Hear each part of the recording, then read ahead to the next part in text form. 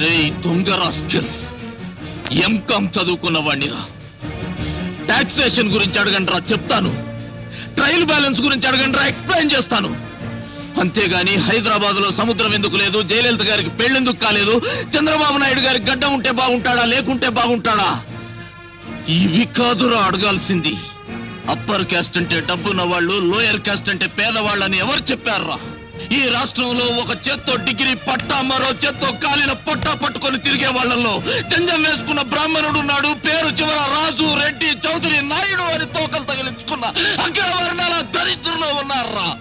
రేయ్, ఆల్రెడీ అమ్ముకున్న ఉద్యోగాలకు ఇంటర్వ్యూలు పెట్టి మమ్మల్ని ఏడిపించకండిరా. ఉద్యోగం వస్తుందన్న ఆశతో ఈ బట్టల ఇస్త్రీకి 3 రూపాయలు, బస్ ఛార్జీకి 5 రూపాయలు, అప్లికేషన్ కి 10 రూపాయలు అప్పు చేసి ఇంటర్వ్యూకి వస్తావరా. అంబేద్కర్ గారు ఎప్పుడో చచ్చిపోయి బతికిపోయారా. బతికుంటే మాత్రం ఆకలేసే వాడికి ఎందుకు రిజర్వేషన్ పెట్టలేదని కాళ్ళు పట్టుకొని అడిగేవాడినిరా. లేదా అయ్యా అంబేద్కర్ గారు అప్పర్ కాస్ట్ లో పుట్టి అడుక్కుతుంటున్న దౌర్భాగ్యులం మేము, మమ్మల్ని కూడా ఏదో ఒక రిజర్వేషన్ లో తోసేయమని కాళ్ళు పట్టుకొని ప్రాధేయపడేవాడినిరా.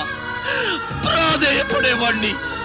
దేశం మీలాంటి చెత్త కుక్కల చేతిలో చిక్కి చెత్త కుండీలా మారిపోయిందిరా.